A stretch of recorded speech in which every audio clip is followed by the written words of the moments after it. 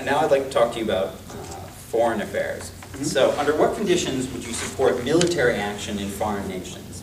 And did you support the interventions in Afghanistan, Iraq, and Libya?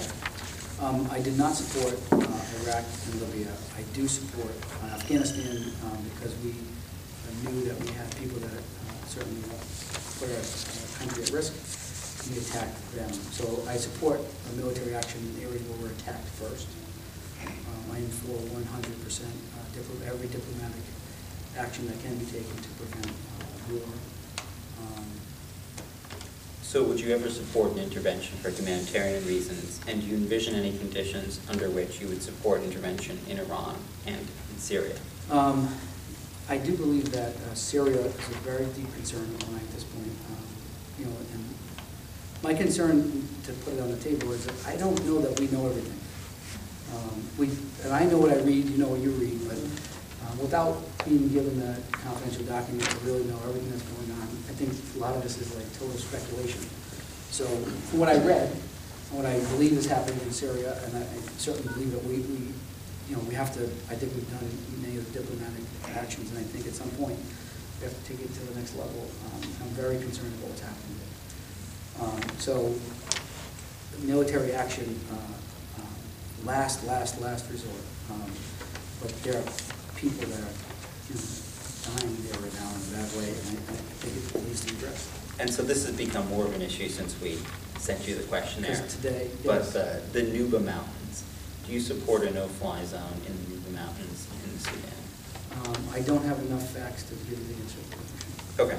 And I was wondering if you could give an example of one intervention in American history on humanitarian grounds that you would have supported.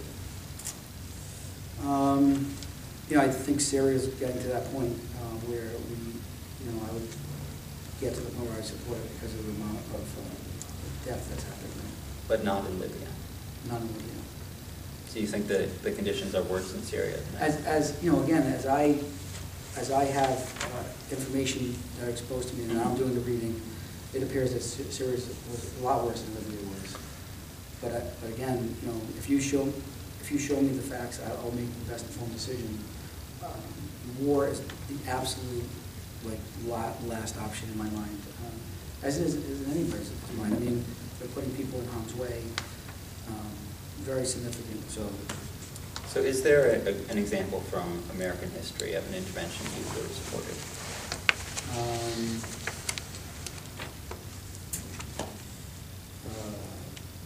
I'll get back to you on that. Okay. I'm not for war, man. I'm not for war. So, just for instance, World War II, the Holocaust is going on.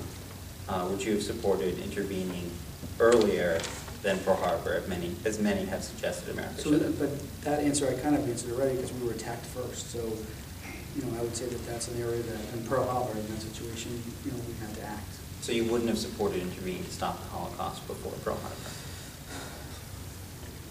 I don't believe we have enough information on exactly what's happening there. I'm sorry.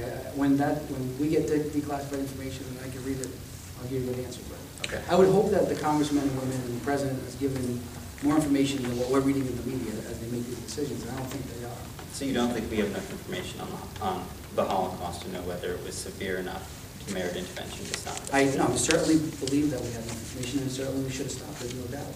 We didn't know until 42.